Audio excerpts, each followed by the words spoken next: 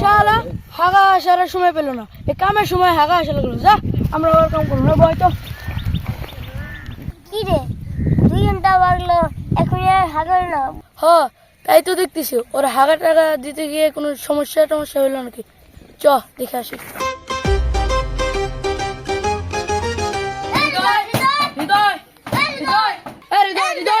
তোরা এখনো হাগায়নি?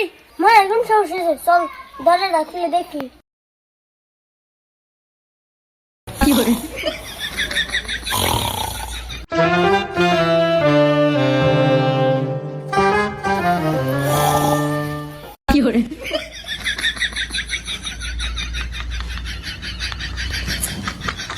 শালা, তুমি ওখানে কাজ বাদ দিয়ে ঘুমাচ্ছ না? আমরা এখানে কাজ করে মরি, এখন তুই কাজ করবি, আমরা বসে থাকবো। দেখি তোর কত কুলায়, কাজ কর। কি করে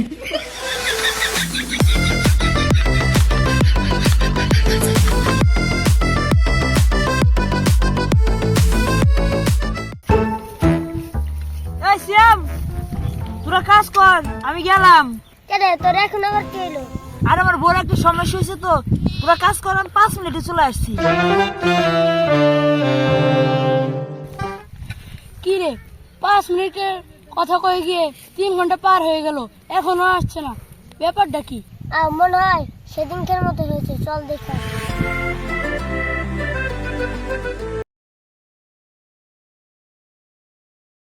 কি রে, ওর বড় নাকি সমস্যা হয়েছে, এখন দেখি ও ঘুম পাড়তেছে। তাই তো দেখতেছি শালা তো একটা হারামি। মাশাআল্লাহ, আমি যাচ্ছি যাচ্ছি যাচ্ছি, আমার বড় যাই না, আমি কামে যাচ্ছি যাচ্ছি যাচ্ছি, আমি কামে যাচ্ছি, আমি কামে যাচ্ছি, আমি কামে যাচ্ছি, আমি কামে যাচ্ছি। কি করে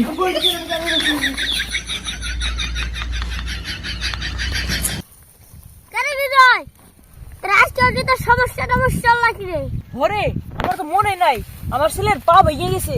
তোরা থাক, আমি হাসপাতালে ভর্তি করে দিয়েই চলে আসবো, যাবো আর আসবো। তোর আমরা প্রতিদিন মিথ্যা বাহানা শুনতে চাই না, কথা বাদ দিয়ে কাজ কর।